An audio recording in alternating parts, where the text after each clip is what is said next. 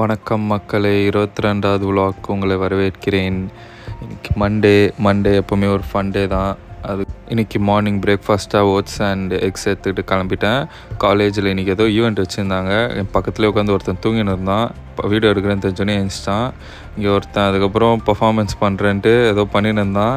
அதை மறைக்கணும்னு இன்னொருத்தன் ஏதோ பண்ணின்னு இருந்தான். அது ஃபன்னு நினச்சிக்கின்னு அதெல்லாம் முடிச்சுட்டு ப்ரீ ஒர்க் அவுட் எடுத்து ஜிம்முக்கு கிளம்பிட்டேன். இன்றைக்கி புஷ் டே.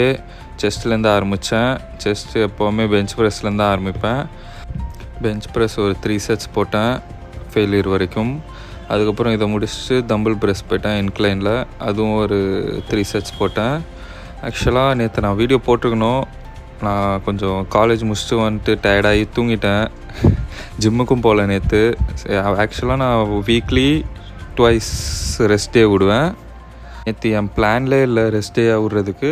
பட் அன்ஃபார்ச்சுனேட்லி நேற்று ரெஸ்ட் டேயாக போயிடுச்சு. சரி, பட் கன்சிஸ்டண்ட்டாக இருக்கணும். அது எப்போவுமே ஞாபகம் வச்சுக்கணும். அதை நான் மறக்க மாட்டேன். கண்டிப்பாக வீக்லி 5 times போயிடுவேன் ஜிம்முக்கு. எப்போவுமே சண்டே மட்டும் ரெஸ்ட் விட்ருவேன். அது கடவுள் சொல்லியிருக்காரு ஓய்வு நாள். சரி, அதனால் சண்டே மட்டும் போக மாட்டேன் கண்டிப்பாக. பட் ரெஸ்ட் டே விட்டாலும் டயட் விட மாட்டேன். டயட் கண்டிப்பாக எல்லா நாளும் எடுப்பேன். 100 days ஃபுல்லாகவும் எடுப்பேன். அதை மறந்துட மாட்டேன். சரி, ஓகே, பேக் டு vlog போயிடலாம். கடைசியாக ட்ரைசெப்ஸ் போட்டேன். அது ஒரு 3 sets போட்டு கார்டியோ போயிட்டேன். கார்டியோவுக்கு ஒரு 30 to 40 minutes பண்ணேன். கார்டியோ முடிச்சுட்டு வீட்டுக்கு கிளம்பிட்டேன். வீட்டுக்கு போயிட்டு டின்னரை முடிச்சுட்டு நான் டே முடிச்சிட்டேன் கைஸ். பாய்.